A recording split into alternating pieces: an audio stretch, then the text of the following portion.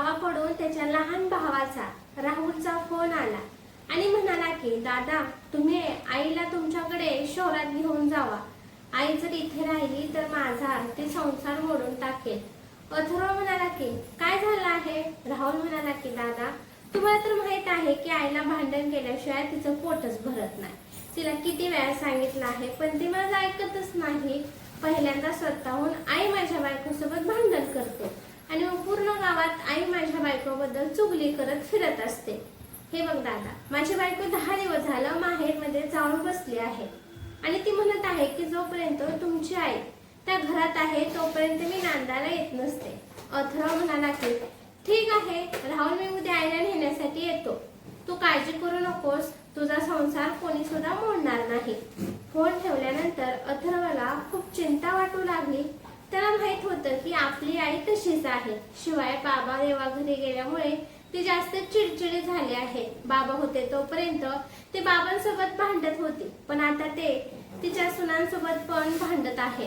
अथर्व त्याच्या पत्नीपाशी विद्यापाशी गेला आणि तिला म्हणाला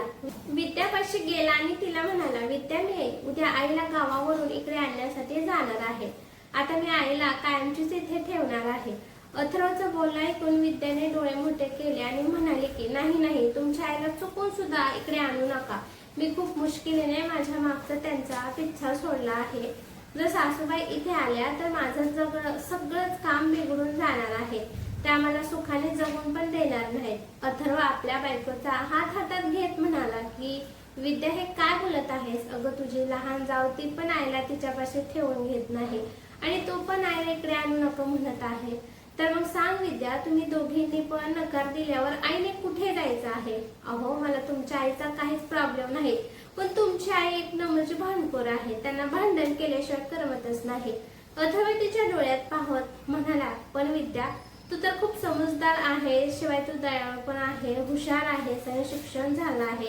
तर मग तू तुझ्या हुशारीने माझ्या अशिक्षित आईला तुझ्या वश मध्ये सुद्धा तू करू शकते. विद्या अथर्वचं बोलणं ऐकून हसली आणि म्हणाली की अहो, तुमच्या आईला प्रेम नाही पाहिजे, फक्त त्यांना त्यांच्यासोबत भांडणारं कोणीतरी पाहिजे. जर त्या इथे आल्या तर भूचाल येईल. अथर्व नाराज होऊन म्हणाला की प्लीज विद्या, माझ्यासाठी तयार हो. मी माझ्या म्हाताऱ्या आईला कुठे ठेवू? राहुलने तर सरळ सांगितलं आहे की तो आईला सांभाळणार नाही. तर मग विद्या, आपल्या परिवारात कसा पण व्यक्ती असला तरी आपण त्याला कुठे सोडून येत नाही. ज्या प्रकारे विद्या तू माझी जिम्मेदारी आहेस, तशीच आई पण माझी जिम्मेदारी आहे. मग मी माझ्या जिम्मेदारीपासून कसा पळ काढणार आहे? विद्या म्हणाली की तुम्हाला सांगितलं आहे ना की मला तुमच्या आईचा काहीच प्रॉब्लेम नाही. त्यांना फक्त उलट उत्तर दिले पाहिजे तरच त्या खुश असतात. त्या नेहमी म्हणतात की आम्ही दोन्ही सुनांनी त्यांच्या मुलाला वशमध्ये केलं आहे आणि मुले माझी आता परकी झाली आहेत. अथर्व म्हणाला की प्लीज विद्या, माझ्यासाठी जरा ऍडजस्ट करण्याचा प्रयत्न कर. खूप समजावल्यावर विद्या तयार झाली. दुसऱ्या दिवशी अथर्व आईला शहराकडे आणण्यासाठी गेला. अथर्वची आई पहिल्यांदा शहराकडे येण्यासाठी तयार नव्हती. अथर्व आईला मनवण्यासाठी खूप मस्का लावला होता आणि तेव्हा त्याची आई तयार झाली. इकडे विद्याने प्लॅनिंग केलं होतं की सासूबाई किती पण काही वाईट बोलल्या तरी त्यांना उलट उत्तर द्यायचं नाही. मग ते माझ्यासोबत कशा भांडतात हेच मी पाहते. सासू एकदम भांडखोर होती. नेहमी भांडण्याचं काही ना काही कारण काढत असायच्या. बसल्या बसल्या सासूबाई विद्येच्या कामात कमीपणा सांगत होत्या, पण विद्या दगड बनल्यासारखी त्यांचं बोलणं ऐकत होती आणि त्याच्यावर अजिबात रिॲक्ट होत नव्हती. विद्या सासूबाई सोबत भांडतच नव्हती. ती तिच्या मनाने सासूची खूप काळजी घेत होती. हळूहळू सासू नाराज दिसू लागली. त्यांना आता शहरात राहू वाटत नव्हतं, कारण इथं भांडण करण्यासाठी कोणच नव्हतं. त्यामुळे त्यांना करमत नव्हतं. अथर्वला त्याची आई म्हणाली की अथर्व, मला आता तुझ्यापाशी नाही राहायचे. तुझी बायको तर मला बोलतच नाही. मी उद्याच गावाकडे जाणार आहे. खोलीमध्ये जाऊन अथर्व विद्याला म्हणाला की विद्या, तू तर नापास झाली. तू तिला इथे ठेवू शकणार नाही. काही तर कर, नाहीतर आई खरंच उद्या गावाकडे निघून जाईल. हे बघ विद्या, आईसोबत जरा भांडत जा. भांडल्यामुळे आईचे इथे मन लागेल.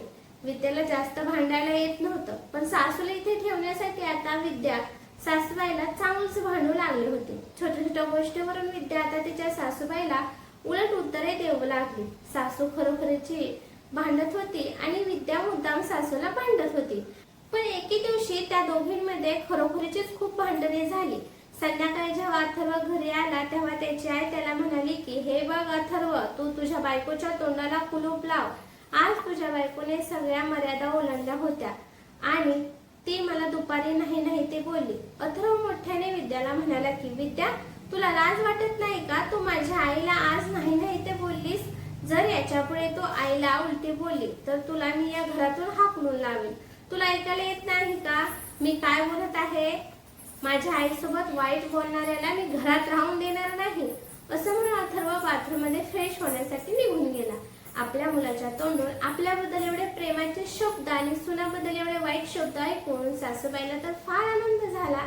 सासूबाई लगेच आनंदाने विद्यापाशी गेल्या आणि तोंडावर हसू आणत विद्याला म्हणाल्या की तू मला म्हणाली होतीस की अथर्व तुझा पहिला नवरा आहे आणि नंतर माझा मुलगा आहे. आता तो जो काही म्हणाला त्यावरून तुला समजलं ना, तो पहिल्यांदा अजून पण माझा मुलगा आहे आणि तुझ्यापेक्षा तो माझी इज्जत करतो. सासूबाईचं बोलणं ऐकून विद्याने रडकुंडी तोंड केलं आणि मुद्दाम म्हणाली की ठीक आहे सासूबाई, तुम्ही तुमच्या मुलासोबत घरात आनंदाने राहावा. मी उद्या सकाळीच मुलांना घेऊन माझ्या माहेरी कायमची निघून जाणार आहे. विद्याचं बोलणं ऐकून सासूला तर झटकाच बसला. त्या घाबरून म्हणाल्या की अगं विद्या असं कसं अगं विद्या असं करू नकोस. तो माझा मुलगा आहे, त्याला मी लहानाचं मोठं केलं आहे, त्यामुळे तो माझा पक्ष घेत असतो आणि शिवाय तो तुझा नवरा पण आहे आणि असं पण नवऱ्याचं बोलणं मनावर घेत नसतात. तुला जर त्याच्यासोबत पूर्ण आयुष्य काढायचं आहे, मी तर 4 दिवसाचीच पाहुणी आहे. जोपर्यंत मी जिवंत आहे तोपर्यंत तो माझी साईड घेत आहे. सासूच्या बोलण्यात तिला खूप दुःख दिसलं. विद्याने सासूच्या चेहऱ्याकडे पाहिलं तर त्यांचा चेहरा पूर्णपणे पडला होता. त्यांना आता वाईट वाटत होतं. विद्याने जेव्हा सासूबाईकडे दयेच्या नजरेने पाहिलं तेव्हा अचानक सासू हडबडली आणि उदास चेहऱ्याने त्या त्यांच्या बेडरूम मध्ये निघून गेल्या. थोड्या वेळाने अथर्व पण बाथरूम मधून फ्रेश होऊन आणि कपडे बदलून आला आणि किचन मध्ये विद्यापाशी गेला आणि तो विद्याकडे पाहून हसू लागला आणि मोठ्याने तो विद्याला म्हणाला की मी मगाशी काय म्हणालो ते तुला ऐकायला आलं नाही का? विद्या म्हणाली की मला मगाशी तुम्ही काय म्हणाला ऐकायला नाही आलं. त्या दोघांचं बोलणं ऐकून सासूबाई लगेच पळत किचन मध्ये आल्या आणि आल्या अथर्वला म्हणाल्या की तुला काही काम नाही का? विनाकारण सुनबाईच्या मागे हात धुवून लागला आहेस. मगाशी एकदा तिला सांगितलं आहेस ना तू, तेव्हा तिला ऐकायला आलं नाही. सारखं तिला एकच गोष्ट का गिरवून सांगत आहेस? तू आता किचन मधून बाहेर जा आणि तुझं काम कर बरं. आईचं बोलणं ऐकून अथर्व शांतपणे किचन मधून बाहेर आला. आईच्या वागण्यामुळे विद्या आणि अथर्वच्या डोळ्यात एक वेगळीच प्रकारची चमक आली आणि सासूबाई विद्याला म्हणाल्या की जा तू बाहेर, आज तू आराम कर. मी आज माझ्या हाताने स्वयंपाक बनवणार आहे. दिवसभर काम करून तू थकून जात असशील. आज मी माझ्या मुलासाठी स्वतः जेवण बनवणार आहे. खूप दिवस झालं अथर्वने माझ्या हातचं जेवण खाल्लं नाही. विद्या हो म्हणून बाहेर अथर्वपाशी येऊन बसली आणि हळू आवाजात म्हणाली की आज सासूबाईला काय झालं आहे? आज खूप वेगळाच व्यवहार करत आहेत. अथर्व म्हणाला की ती वेगळा व्यवहार करत नाही, हे स्वाभाविक आहे. आई बाबांची खूप प्रिय होती. त्या दोघांमध्ये नेहमीच भांडणे होत होती, पण त्यांच्या भांडणामध्ये प्रेम लपलेलं असायचं.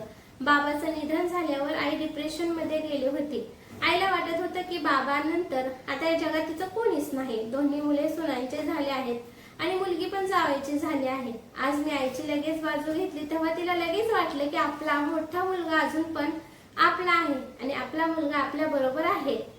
हेच आईला पुरेसं आहे. तिला कळाले आहे की आज पण ती एकटी नाही, तिचा मुलगा बायकोच्या विरोधात जाऊन अजून पण माझ्या बाजूने बोलत आहे. अथर्वचं बोलणं ऐकून विद्याला सर्व काही समजले. त्या दिवशी अथर्वच्या आईने खूप छान स्वयंपाक बनवला. अथर्व वारंवार आईने बनवलेल्या जेवणाची तारीफ करत होता. आई आपल्या मुलाच्या तोंडून आपली तारीफ ऐकून खूप खुश होत होती. दुसऱ्या दिवसापासून अथर्वची आई खूप बदलली होती. त्या जास्त करून भांडत पण आता नव्हत्या. जेव्हा पण विद्या काही काम करत असायची तेव्हा सासूबाई तिथे यायच्या आणि तिला कामात मदत करू लागत होत्या. कधी कधी पूर्ण स्वयंपाक त्या स्वतः बनवत असायच्या आणि कधी कधी तिला स्वादिष्ट जेवण कसं बनवायचं याबद्दल पण समजून सांगत होत्या. अथर्व पण आता पूर्णपणे आईला वेळ देत होता.